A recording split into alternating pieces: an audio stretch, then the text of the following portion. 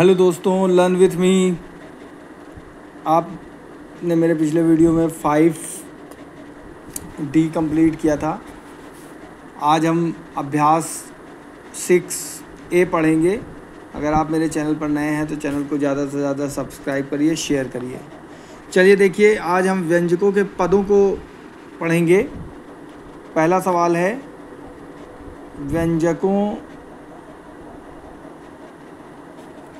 व्यंजकों के पदों को लिखिए।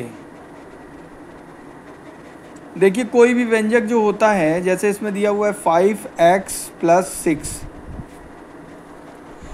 देखिए, हर व्यंजक का अपना गुणनखंड होता है और उसके गुणनखंडों का ही गुणनफल होता है। जैसे कि यहाँ पर दिया हुआ है 5x, 5 और x इसका गुणनखंड है, इसका गुणनफल है। तो ये दोनों संख्या मिलके 5x होती हैं। तो एक ये पद हो गया, प्लस इसके साथ 6 भी है, तो एक पद 6 भी हो गया। तो यहाँ पर जब हम इसे पदों को लिखेंगे तो 5x, 6 इस तरह लिखेंगे। दोनों पदों को अलग करेंगे क्योंकि यहाँ पर दो पद दिए हुए हैं। उसी तरह दूसरे में देखिए a² - 3ab - 4। यहाँ पर देखिए एक पद ये दिया हुआ है, एक पद ये दिया हुआ है, एक पद ये दिया हुआ है। जब इसको हम अलग करके लिखेंगे तो a² - 3ab - 4 हमारे 3 पद हो गए। हम कॉमा लगा के उन पदों को अलग करेंगे। उसके बाद देखिए तीसरे में देखिए 4ax + 6, इसमें भी वही दिया हुआ है। तो हम इसमें भी 4ax को अलग करेंगे, ये एक पद हो गया और 6 एक पद हो गया। चौथे में देखते हैं, इसमें x² - 3x - 7, इसमें भी 3 पद दिए हुए हैं, 1 2 3। तो इनको भी अलग करेंगे। x² एक पद हो गया, कॉमा -3x एक पद हो गया, कॉमा -7 एक पद हो गया। ये हमारे आंसर होते जा रहे हैं। इसका 5वां सवाल हम लोग देखेंगे, 5a - b। इसमें भी 2 पद दिया हुआ है, 5a एक पद हो गया, -b दूसरा पद हो गया। उसके बाद 6 वाला देखेंगे, इसमें xy² दिया हुआ है, इसमें xy² एक ही पद है, एक ही लिखेंगे।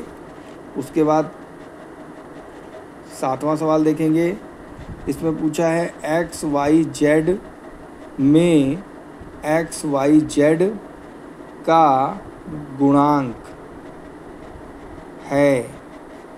देखिए, जहाँ पर संख्या के पास कुछ ना हो वहाँ 1 माना जाता है, तो यानी कि इसका गुणांक 1 होगा। ठीक है। उसके बाद दूसरा सवाल देखते हैं, 8वां सवाल देखते हैं। इसमें पूछा है 3y2 में y² गुणांक है। देखिए, -3y² में गुणांक है। जब देखिए किसी भी संख्या में जैसे -3 गुणे y इस तरह हो रहा है, तो y 2 बार आया है, स्क्वायर लगा है तो हमने 2 बार गुणा किया है, और -3 उसका गुणनखंड है। तो इसका गुणांक क्या होगा? y² का गुणांक -3 होगा। 9वां सवाल देखते हैं, -2/3xy² में -2/3 का गुणांक है। देखिए सेम प्रोसेस इसमें भी है, -2/3 का गुणांक xy² है, तो यहाँ पर हम लिख देंगे xy²। ये हमारा हो गया है, ये सवाल हमारा हो गया है और ये कंप्लीट हो गया है। इसके आगे का हम लोग 10वां सवाल करेंगे। 10वां सवाल हम लोग देखेंगे, आप लोग ध्यान से देख लीजिए गुणनखंड वाला, कि इसमें आपका कुछ छूटा तो नहीं है। आपने देख लिया। चलिए आगे का हम सवाल लगाते हैं।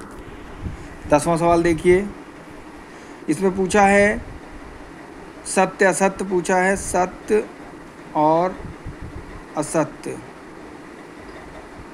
देखिए यहाँ पूछा है 8x² y में x² y का गुणांक 8 है। तो देखिए 8 मल्टीप्लाई x मल्टीप्लाई y, इसका यही है, इन दोनों का गुणांक 8 है, यानी कि ये सत्य है। दूसरा सवाल इसका, ये पहला सवाल था 10वें का। दूसरा सवाल देखते हैं, 1/6 XYZ² में XYZ² का गुणांक 1 है।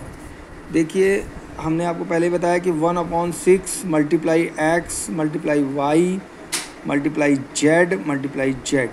देखिए इसमें x y और 2 टाइम्स z के गुणनफल में 1/6 है, लेकिन यहाँ कहा है कि एक ही है, नहीं, यहाँ 1/6 है, तो ये असत्य है। अभी के लिए इतना ही, धन्यवाद।